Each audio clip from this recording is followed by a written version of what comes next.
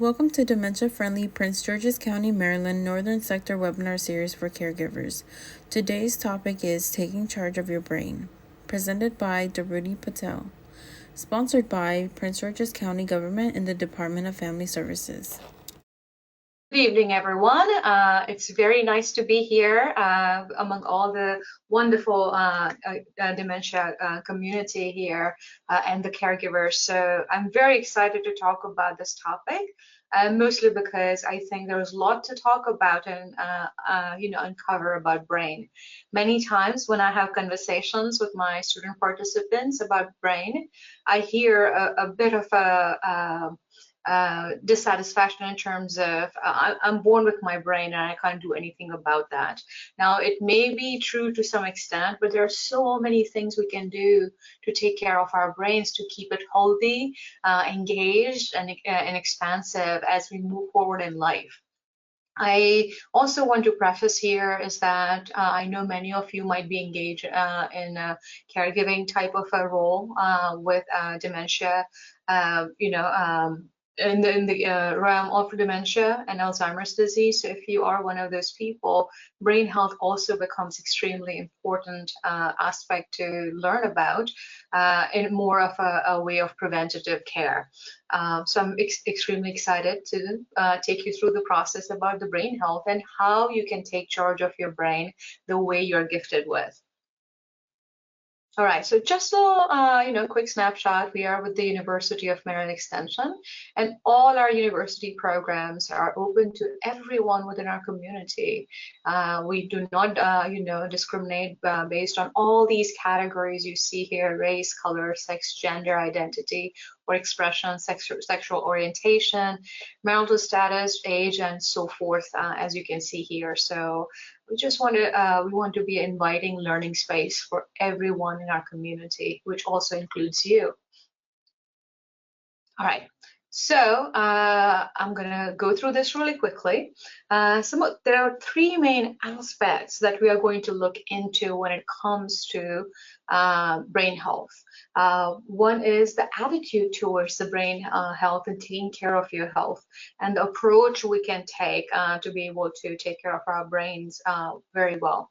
The other thing is changes in the brain in our adulthood and older adulthood. So how does our brain change and what can we do about it in terms of prevention and care as we move forward in our lives? And some of the very effective strategies we can use and learn and start practicing from today onwards. It's really, really very simple. So I'm going to go through all three of them today in this session. All right. So one of the things that I always like to ask my participants is that, do you think your brains are capable of changing in adulthood? So if you want to chime in into question or chat, that would be great. I'll just give it a few seconds to see if anyone wants to reply to that question that they see in front of you.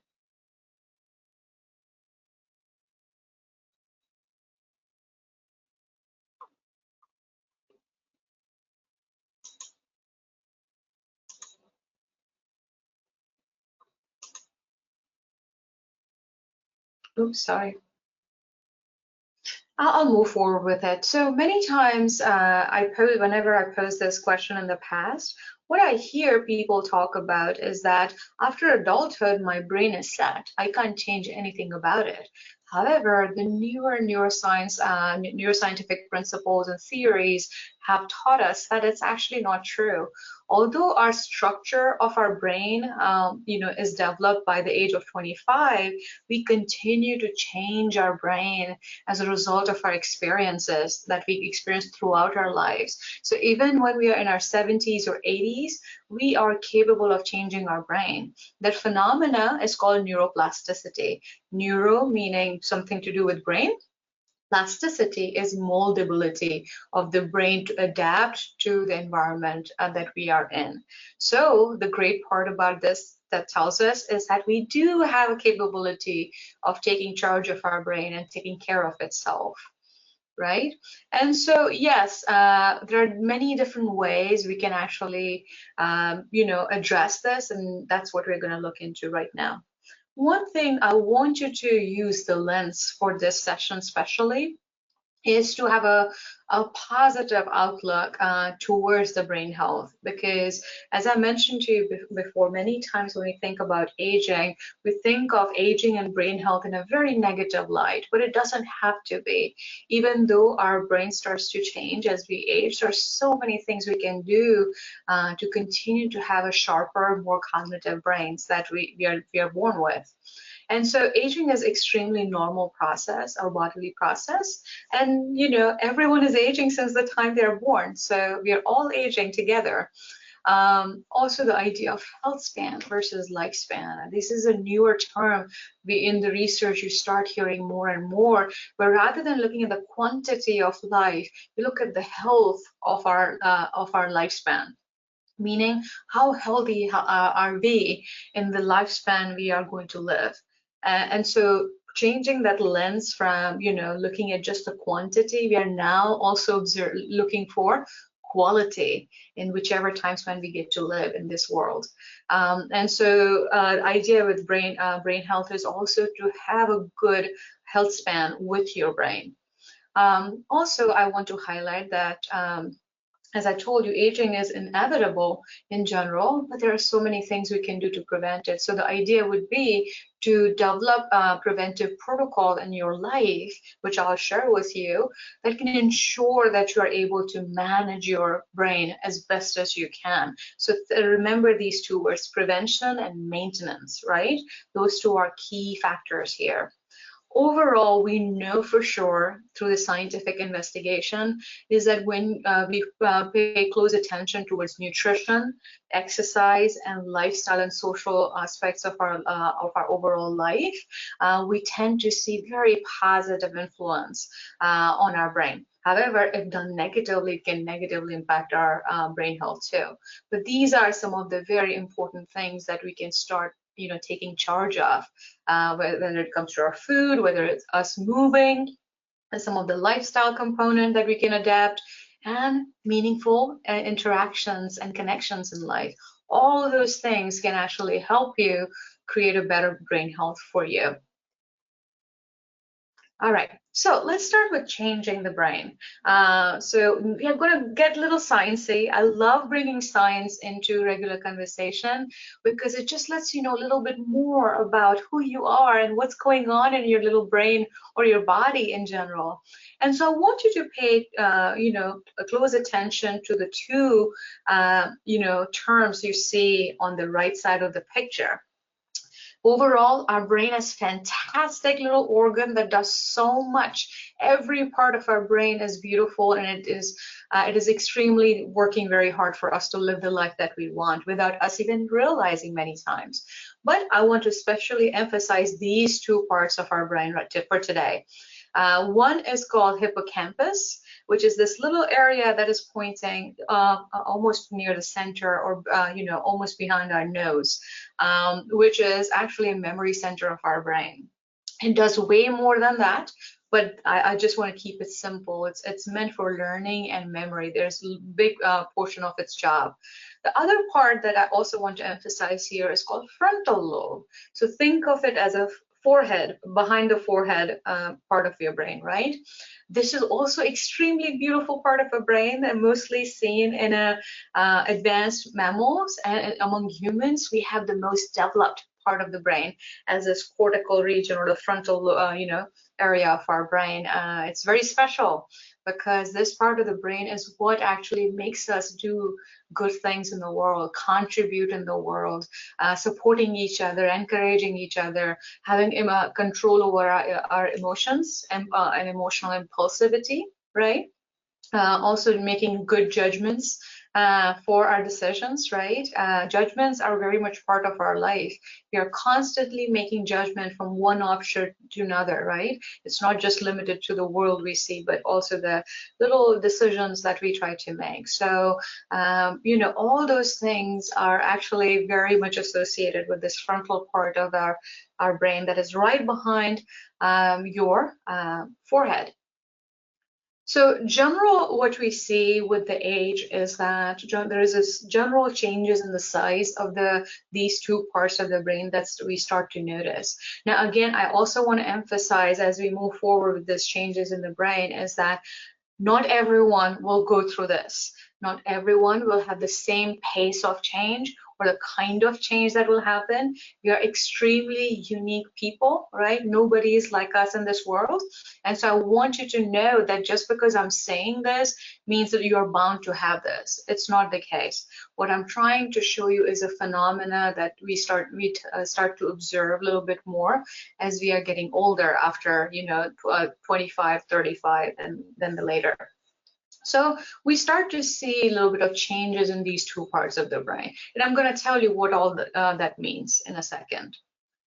As a result of this, what we start to notice is that the way we used to process information when we were younger, there's a slowness in that process, right? That might happen. Again, I'm using the word might because it doesn't apply to everyone, right? Also, there are changes in certain, neurochemicals. Actually, it's called neurotransmitters. But just to keep it simple, there are chemicals we make in our brains called dopamine, norepinephrine, and serotonin. You start seeing changes with that too as we get older. And so what does these three do, right? Let's look into that. Dopamine is a type of a chemical in our brain that tends to be associated with reward. If we are doing something, if we're moving forward towards something, we are achieving goals, we have certain tasks that we are accomplishing, all those things are associated with dopamine. So imagine yourself when you maybe ran a marathon, or you were able to do a task that was difficult, but you did it anyway, and you felt very elated and excited about it. It was the dopamine in your brain showing you that, oh yes, we did this together, right? So it gives you that pleasure related to the reward that you receive for whatever task. Also, the pursuit, meaning the journey itself from A to B, you will start releasing dopamine there too. Norepinephrine, mostly to do with stress response, but also remember that specific chemical, brain chemical, is also very important for focus. Whenever we secrete this in our brain and our bodies, we start to become more focused, right? The third is the serotonin, which is very much associated with mood, and also actually a better mood in general. You will see changes in the pain perception when you secrete this in your body. You sleep better, you feel a little bit more happier, and you feel the desire to want to do things or learn different things, or inclinations or curiosity comes around when this happens, right? So we start changing in these, seeing changes in these three too. So what does this tell us is that maybe doing more things that are more targeted, more focused, and uplifting are actually going to be able to help you to mitigate the changes that is happening as a result of as we get older, right? And so there are many ways to accomplish that. Okay, some of the other things that we'll start noticing in our memory is that the long-term memory, which is mostly to do with meaning-making memory, meaning when you, for example, if I say the word blue to you, right? What kind of stories or narratives you're creating right now the moment you hear that word blue, right? All those meaning making starts to happen with that just one word I introduced to in your mind right now, right? That memory stays really well and strong. And because we have been gathering so much information throughout our life and been storing it for so long, this type of memory only improves or actually stays in a very well level. So it's actually a very, very good place when it comes to memory for this kind. However, what we start to notice is that our episodic memory, which tends to be short-term memories, start to change or slow down a little bit. And so what does this memory type of memory do? It it is basically helping you with tiny little details of what, where, when, how to, all those little things, right? So you may all have already experienced that as a change in your memory, is that the tiny details are the ones that we start to skip, right?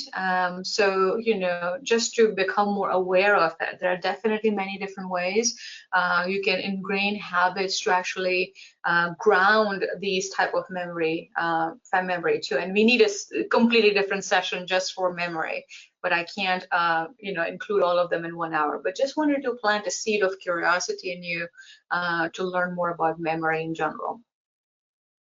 Okay. The other part that starts to also we see a lot of is that we start to see more presence of free radicals in our brain, way more than when we were younger, right? And these free radicals are generally contributors of a protein plaque that we start to see in our brain. These are called amyloid plaque, and generally these plaques are profoundly present in the brains of patients who have Alzheimer's. Right, so free radicals are one of those contributors of this specific type of plaques that is made of protein. It's a very general type of protein that we anyways produce. It's just the cleansing of it becomes harder, and because of the high free radical in our brain, it makes things worse for us. But again, there are so many things we can do to prevent the free radical damage in our brain, and I'm going to talk all about it in just a second. Also, we start to see changes in our reproductive hormones too, right? Like estrogen and testosterone. So you may ask me, why am I talking about reproductive hormone here when it comes to brain? They are very, very close together. Everything in our body is well connected, like one well-functioning machine. So as we get older, our hormone level starts to dwindle down, especially these two, right? These two play extremely important role in protecting against brain and cardiac health, cardiac meaning heart health. And that's why, many of the research also have been looking into association between these two reproductive hormone and the risk of Alzheimer's. And what they are seeing connections is it is protective. If a person has the presence of these hormones, it is acting as a protector against the Alzheimer's. However, I do want to emphasize, just because something seems to be connected doesn't mean it is a causative, right? It just shows that there is some link somewhere, and we need to figure out what is doing that. So just wanted to emphasize that. All right, so now the amazing part, the strategy part, which I think is the most exciting part. All these things that I said may feel like negative, but it's part of our existence. We go through this anyway. So what can we do to prevent some of these burdens and actually still continue to have fantastic brain that we are born with, right? So let's look at it. The very first thing, something that maybe many of us have never considered, is sleep, and that's why I put it as a first strategy. Sleep is one of the most underrated remedy for brain health, very underrated. Many of us don't even think about brain health with sleep, but it is actually very deeply connected. So what is happening when you sleep is that, again, this is very simplistic way of me explaining a very complex mechanism here, but it helps to detoxify our brain of the chemicals we've been producing in our waking state, meaning all day you have been living life, and now when you're going to sleep, all the chemicals buildup that has been building up throughout your day is now getting cleansed as you sleep. And so that is one thing. It also helps to process your memory in a sense where it needs to go and how to manage the information you learn throughout your day. So it tries to consolidate and organize and process in different ways and sends it to the area of the brain where it needs to be stored. So let's say we talked about episodic and long-term, right? So whenever you receive a short-term information or episodic memory-related information, it gets stored in a very specific part of your brain. But when you sleep, then it starts to actually reconsolidate that message and puts it maybe into long-term memory center of your brain so that you can remember it for a long time. So imagine somebody struggling to sleep. One of the impact of that would be with their memory. right? And so it is very, very crucial that we see sleep as one of the very important lifestyle related factor, just like nutrition and physical activity or medications that we might have to take. Also, sleep impacts our mood, right? If we haven't been sleeping well, it definitely impacts our mood. We are not as alert, not as elated, as focused. All of these can contribute to bad mood, right?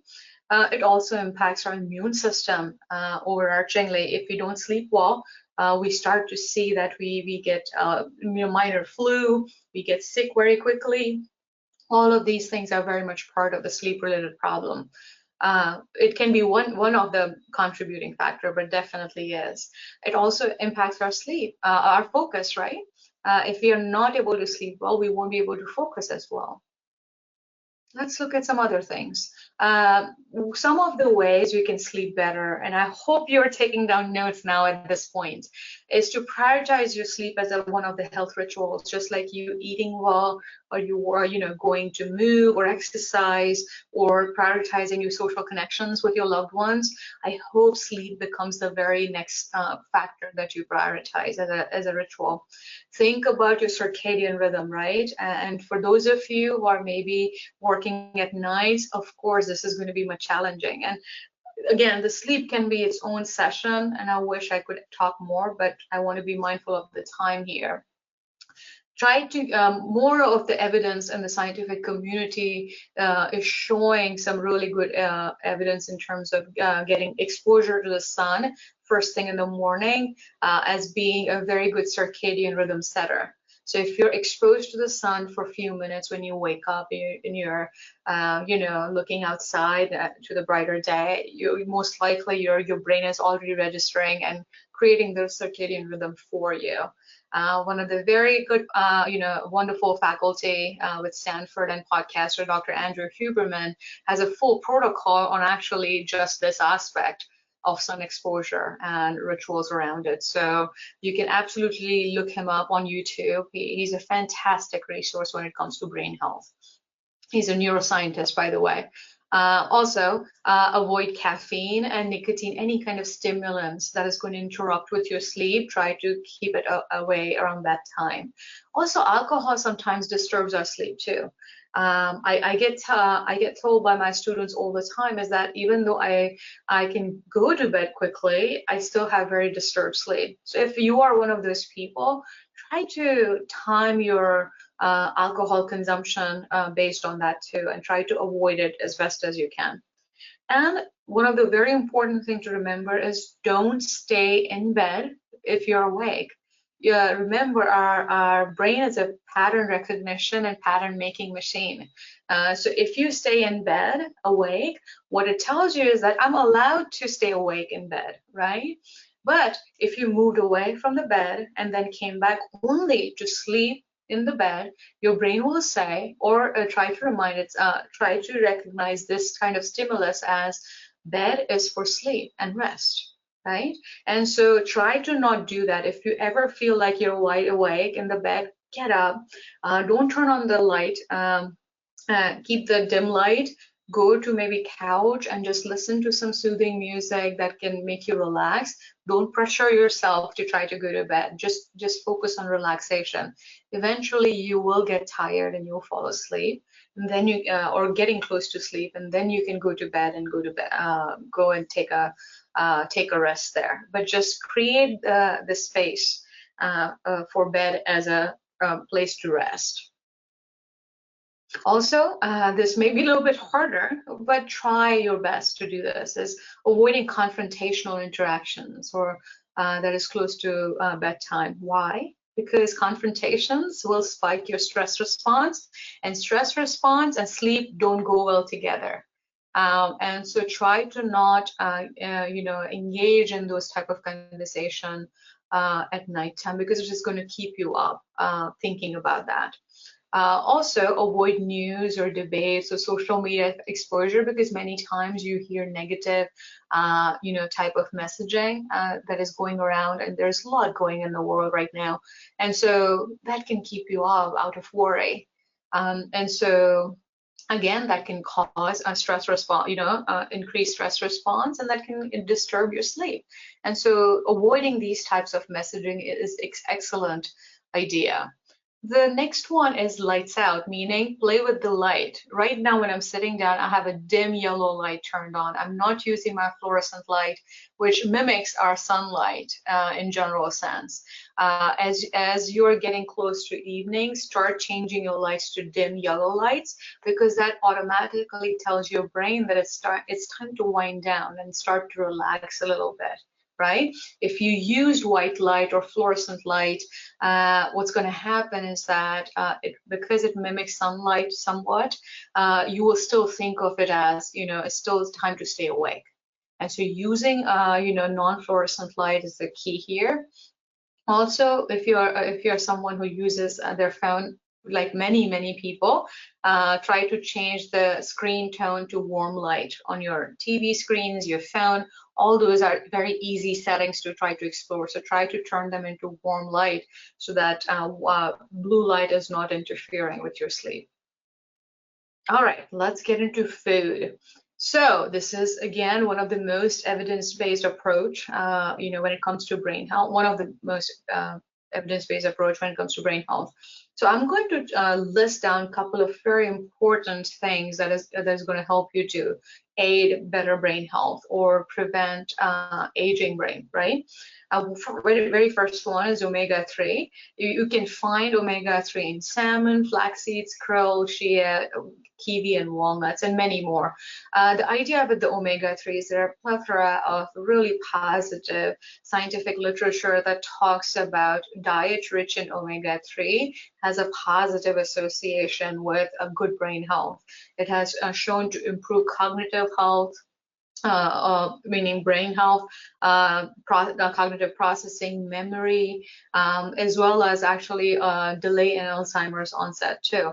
So all in all, the very first thing I invite you to start trying is to involve some kind of omega-3 in your diet.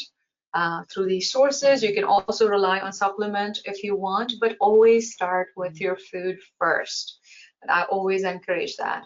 And if you were to rely on any supplement, first talk to your healthcare provider. Make sure you have a clearance from your healthcare provider, and then you can actually go forward with that plan. The second one, which is a very powerful antioxidant, is called curcumin. Now, what is antioxidant? Remember, I talked about free radical.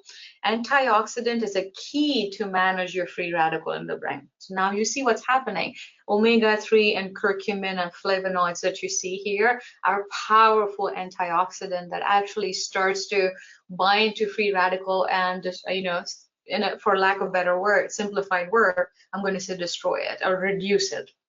Right, so having foods that is high in these items or these specific phytonutrient or food-derived chemicals are going to be extremely fantastic. So curcumin comes from turmeric. Turmeric is a yellow powder that is usually used in Asia, widely used in Asia. And then what I ask you to also do is add black pepper into the same kind of a mixture, because black pepper has another chemical compound called piperin. And what piperin does is actually it creates the increased availability or absorption of the curcumin that you're trying to get. If you just had curcumin, consume that, it is only going to absorb so much. But if you added piperin, in combination with curcumin, it's going to boost the absorption much more. So you're getting the benefit out of both of them. So if you're consuming foods, add turmeric and black pepper together. If you're consuming supplements for curcumin, again, first talk to your doctors first before you consider that. But always look for curcumin and piperin combination. Never just get curcumin, okay? The next one is flavonoids. Flavonoids are widely available in many delicious foods that we eat, right? This might be the easiest thing to try. Cocoa, meaning chocolate. If you had a nice dark chocolate, that's fantastic for your brain because it is rich in flavonoids. Green tea and ginkgo tree and the ginkgo tree tea are excellent in this area. Citrus fruits, red wine, dark chocolate, blueberries, friends, try to have berries as much as possible every day. Right now we are getting to the season of winter, so we may not find as many fresh berries in the market. Rely on frozen berries. They're almost as good. They are harvested at the peak harvest season and they are frozen. So you're getting still the most nutrition from those frozen berries. So you don't have to spend too much money on fresh produce, especially around winter time. So, but I highly encourage you to try to eat berries, some kind of berry every day if possible. All right, the next nutrient that I want to focus on is called copper. Copper is a mineral, right? It is found in oysters, beef, lamb, Brazil nuts, blackstrap molasses, cocoa again, and black pepper. What research is telling us is that with Alzheimer's patients, people in their brain, they tend to see lower amount of copper in their brain. What this tells us is there is some connection between healthy level of copper with maybe a delayed onset or prevention towards Alzheimer's. However, as I mentioned to you before, just because something seems like it's connecting doesn't mean that it is the cause of it, right? So we can say, yeah, sure, copper is associated with Alzheimer's, but we can say that if I eat more copper, I'm not going to have Alzheimer's. That you cannot make such claims, right? But it can definitely help and create a positive condition in your brain, so that maybe it is going to positively impact the risk of Alzheimer's. All right. The next nutrient that I want to talk about is vitamin B6 and B12. Again, very well associated with brain health. Mostly you see them in beans, eggs, dark green leafy vegetables, also, low-fat dairy product, right? Many of the studies talk about positive association between memory recall with vitamin B complex nutrients. Deficiency of B6 vitamin have a potential association with seizures, migraine, chronic pain, and depression. So if we have lower levels of this, they might be associated with some of these clinical conditions. But I also want to emphasize here again is that these are complex clinical conditions. We cannot just say that this deficiency is going to is contributing to this specific type of clinical condition. It can help if we had a better levels of these vitamins. Maybe it can help you, but they are not causative factors. I hope I'm making sense here when I say this. All right, saturated fats. So saturated fats are generally a type of fats that are excessively found in butter, ghee, lard, coconut oil, cottonseed oil, palm kernel oil, dairy product, and red meats. The not so lean cut of red meats. Our American diet is full of this specific type of fat. And we as consumers need to start looking into our nutrition facts label to identify how much of these saturated fats we are consuming through our products. And so I highly encourage you to have lesser amount of this type of fats. It is not only associated with brain health issues, but also with heart health issues. So generally speaking, this type of fat is generally not so good for our heart or for our brain. Many of the, so these are again the association studies where they saw is that people who had diet rich in saturated fats were showing cognitive decline much faster than the people who were not consuming higher saturated fats. It also shows very positive association with Alzheimer's. One of the reasons why is that this type of fat tend to actually encourage the load of free radicals that I mentioned. Again, I'm very much simplifying it when I say this, but there is definitely a positive association with Alzheimer's where people consuming more saturated fats tend to actually see, a higher risk of Alzheimer's. All right, so for nutrition recap, here is what I want to take with you today, is to consume more fatty fish, omega-3 rich foods. If you are someone who doesn't eat meat, rely on chia seeds, walnuts. Those are really great sources of omega-3s. Consider involving more curcumin in your diet, but don't forget pepperin to be combined with it. So if you like to consume it through food, combine turmeric powder and black pepper together when you consume this, right? Generally, they go very well anyway. So I don't think it as being that difficult of a combination. But if you were to, entertain the idea of supplement with curcumin, always look for pepperin as being, with it in the supplement, because otherwise you're only spending money for a product that is not as great. Dark green leafy vegetables are a fantastic source of vitamin B, and so please try to have more of that. Dark chocolate is also fantastic in copper, as we mentioned, and flavonoids. Berries, have as many berries as you can. Every day, some type of a berry is always a great idea. Eggs and dairies are great, but make sure if you're consuming dairies, try to go for low-fat option. Eggs are a great source of many different vitamins and minerals I mentioned. Green tea is excellent in antioxidant, which targets free radical, and therefore it's really fantastic for our brain health. Citrus fruits, the same way, the antioxidant. Whole grains are another thing that is actually very, very good because it tends to be very high in some of the vitamin B as well as fiber. And I'm going to talk about fiber in just a second. All right. Some of the other strategies that I do want you to consider also for your brain health is social interactions.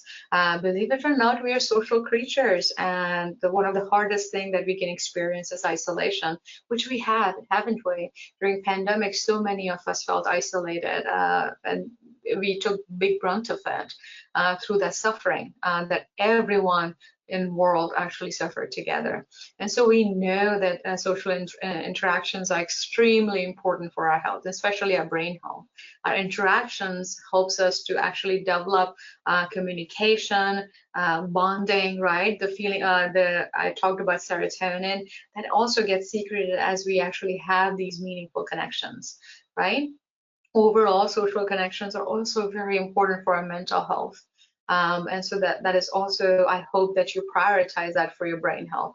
You don't need to have many friends or many loved ones, but have few that you can always go to and rely on for support and regular communication. Learning new things and doing more challenging tasks. It doesn't mean I'm asking you to go, go hike on the tip of the Everest. What I'm saying is do things that are a little bit challenging than what you're used to, right? Try new things. Why? As I mentioned in the start of the presentation, is that when that our brains are like a neuroplastic, right? Meaning it is still able to change itself with experiences, and that can be extremely positive when it comes to learning new things and doing more challenging tasks, because your brain needs to figure out a way to do those things for you, right? Like for example, if you start to learn a guitar, right?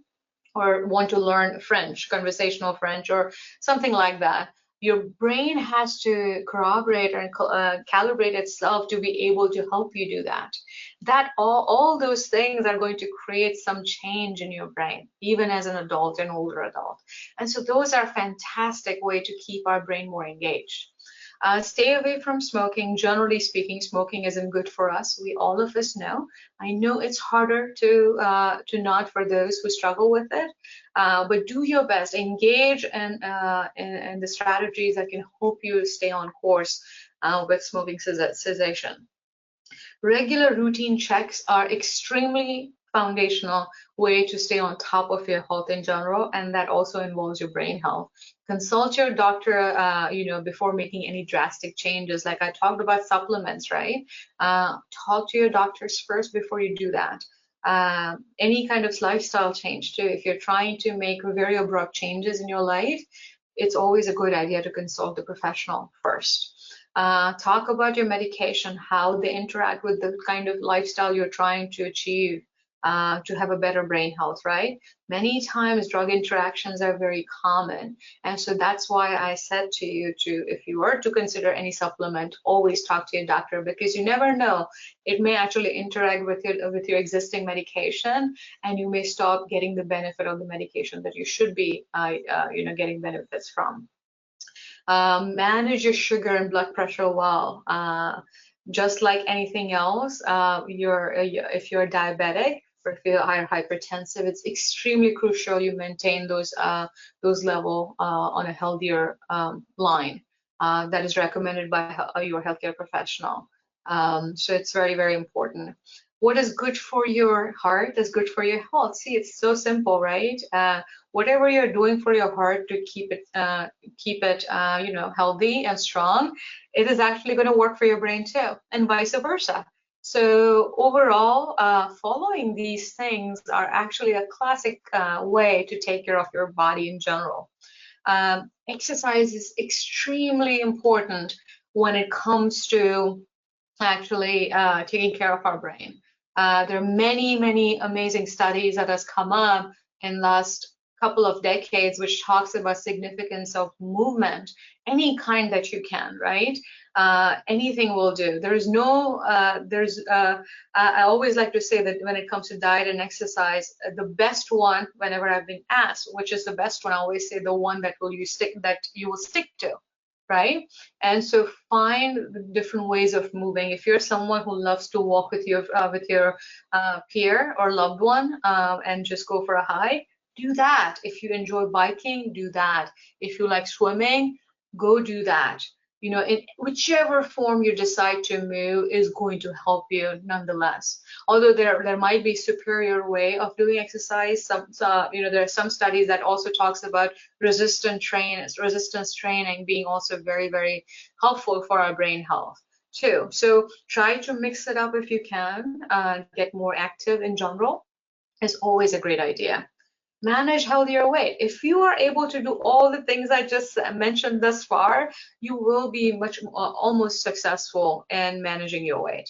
And if you're struggling, it's always a great idea to talk to a professional and get better in personalized care if you need to. Take care of your gut health, and that when I mentioned whole grain, this is what I was getting to. There are emerging number of studies that is talking about gut and brain connection, right? And so what they're seeing is that a positive gut health is associated with good brain health. And so eating foods that I just mentioned, all of those actually is very good for your gut health and your gut bacteria. There are millions and millions of gut bacteria that is present in our gut, entire gut, that does fantastic job in helping us do the things that we want to. Many of them are very beneficial. And so if you're eating the way I mentioned here, if you're sleeping well, if you're physically active in the best way you can, and if you're managing your weight well, most likely you're going to have a good gut bacteria diversity. So that's always fantastic. There's a lot more to learn about this microbiome and gut bacteria, but we're already seeing the association with brain. So remember, friends, everything is connected in your body. Nothing is in isolation in itself. Okay. So the key takeaways from this is that age-related changes are inevitable, but they're also preventable too. We are going to experience some changes in the memory, the emotional impulsivity, information processing, the way we process information may be changing too. However, there are things you can do to actually slow down the speed of this, right? And those are actually right here. Nutrition is the most evidence-based approach for brain health. Omega-3, copper, vitamin D, curcumin, flavonoids are fantastic for your brain health. Avoiding saturated fats is a great start for your brain health. Lifestyle changes can be extremely powerful, and that also includes having newer hobbies, learning something new, right? Taking care of your heart and gut is taking care of your brain. And so focus on one of them and you're taking care of everything there. Watch your numbers when it comes to blood sugar, your blood pressure, the cholesterol level, all those things in a big scheme of things impact your brain health. So be careful about them. When you manage these well, you're also managing your brain health. Meaningful connections are always fantastic. As I mentioned, we are social creatures. Learn something new. Get into things that excites you, that brings you joy, that makes you want to get up from your bed and want to do something, right? All these things are fantastic for your brain health. It doesn't have to be this difficult. You just have to start from one thing that you can right now. All of these things, if you were to get started right now, it will be very daunting. But you can pick at least one from the list and say, okay, maybe I'll just start having more salmon, right? Maybe I'll try to have salmon once a week. Maybe that's your change that you choose, and that's okay. For others, it may be, okay, I'm gonna start walking a little bit more. That will be for them. Do what makes sense to you. Start somewhere. Start from where you are. Don't try to aspire to be heading towards much faster paced changes, because even if you may be able to do it for 1 week, 2, 3, 4, maybe a couple of months, but you won't be able to sustain that for a very long time, right? You're going to get exhausted and burnt out. You are not going to feel motivated. So do things in a slow progression and slow increment. Okay. So that actually sums up my presentation today. If you have any questions right now or even later, feel free to reach out to me. I will be very happy to assist you with information, or even if I don't know the information, I'll be happy to share the resources which will guide you to the right information.